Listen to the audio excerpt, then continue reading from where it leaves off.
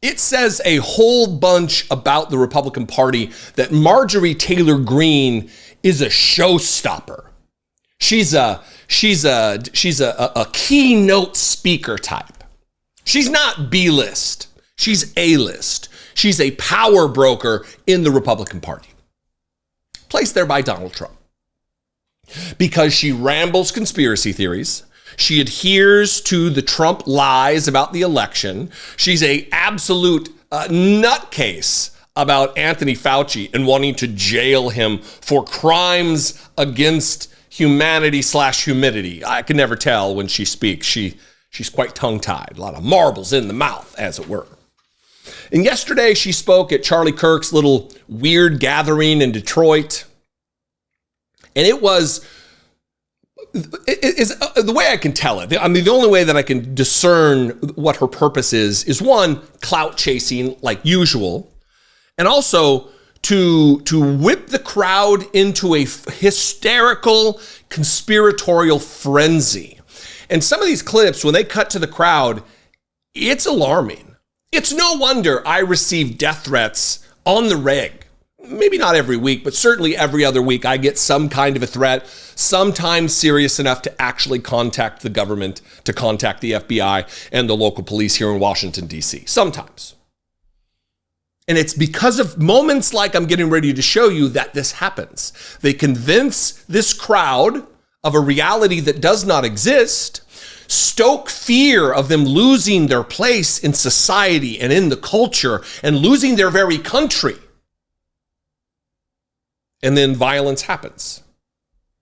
Let's start with this one where she's railing against Anthony Fauci and calling for his imprisonment and talking about a lab-generated virus that we don't know definitively if it was a lab-created thing. I think the evidence points against that, away from that. It's possible, I guess. But it's all in service to violence. And I'd love your thoughts. Watch this. I was in Washington, D.C., and I'll never forget when the Biden administration and Nancy Pelosi, as Speaker of the House, brought in nearly 30,000 National Guardsmen and turned our Capitol complex into a military base. And you weren't allowed in there. The American people weren't allowed in there.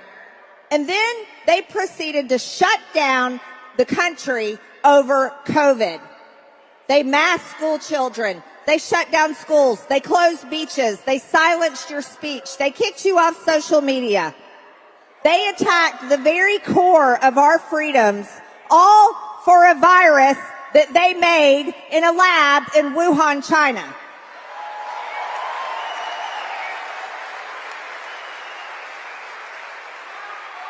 And yes, Dr. Anthony Fauci should be tried for crimes against humanity.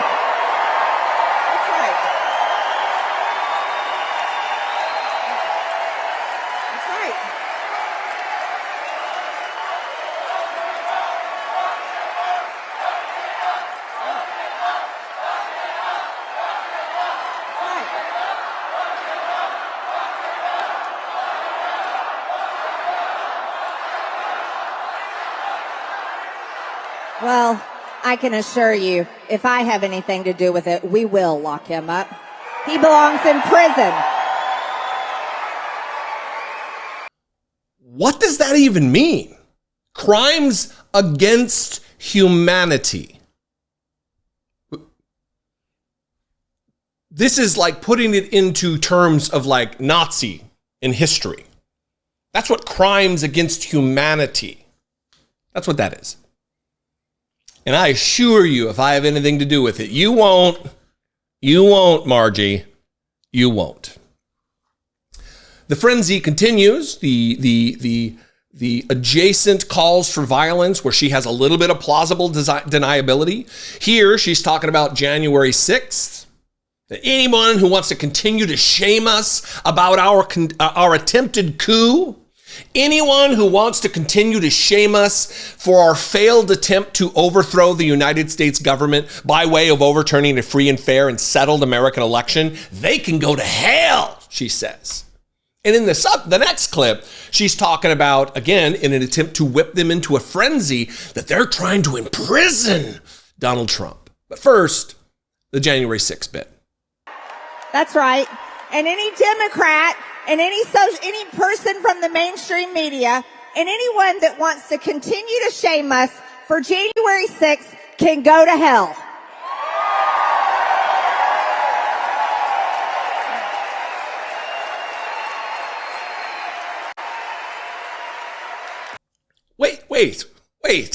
Wait. Marge, I thought it was Antifa and BLM. I thought it was those thugs, those socialists, those communists that attacked the Capitol. Why would you be pushing back against shame for something that they did? Seems like you've got a mixed narrative. Your lies are kind of getting mixed up here. You see, they're proud of their attempted insurrection. They're proud of the attempt to overthrow the United States government and extra constitutionally, extra democratically insert Donald Trump as president, even though he lost the election by 7+ million votes. They're proud of that. It's the same people who bang on about, we're not a democracy. We're not a democracy. We're a constitutional republic. When someone says that to you, and I have morons who call a lot and make their little voices and say their stupid things about this particular topic, what you need to ask them is, how is it that the representatives in our constitutional republic, those elected leaders, how do they get there? How are they assigned to be representative individuals in our constitutional republic? Is it through democracy? Is it through elections, using a democratic mechanism to place them there, to represent the people who live in this constitutional republic? It could not be that, could it? It's democracy. A constitutional republic is a form of democracy, you f***ing morons. Not you. They know who they are.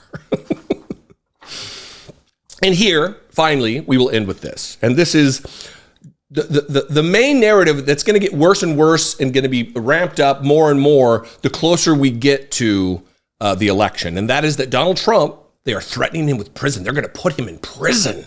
And what would you do if your country was doing anti-democratic things?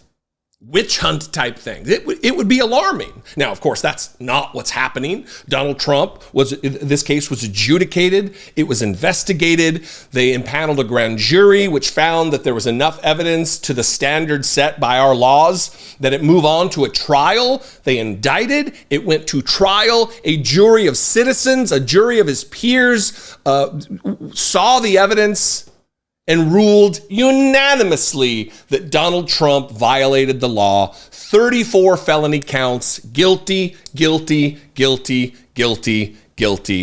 I'm not going to do the 34, but guilty. Marjorie Taylor Greene wants to whip this crowd into a frenzy at the prospect of Donald Trump being held accountable. They are going to put President Trump in prison. They want to put him in prison. How do you think we're all going to feel about the Republicans in Washington when they put President Trump in prison?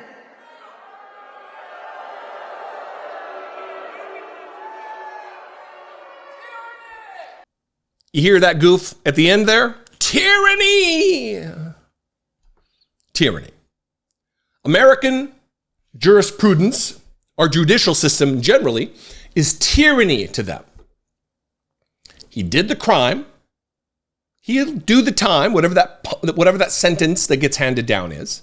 I hope it's jail time. I'm doubtful that it'll be full jail time where he checks into a cell and does hard time. I doubt it.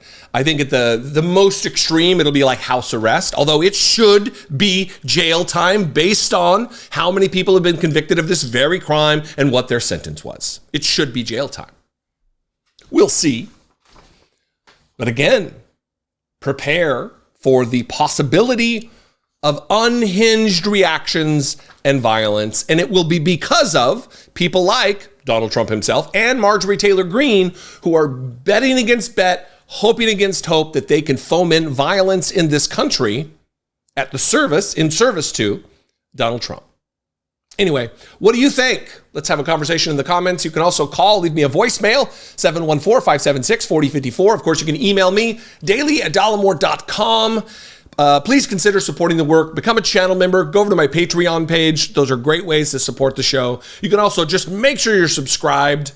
Buy some merch, maybe. If you like these shirts, there's a bunch of other designs. All the products go across all the designs. Just search if you want to buy a sticker or something.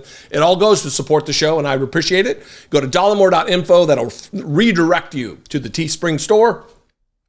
Good times. I love and appreciate you. I'll see you next time. Big day coming on the Monday. Be genuine. Take care of one another.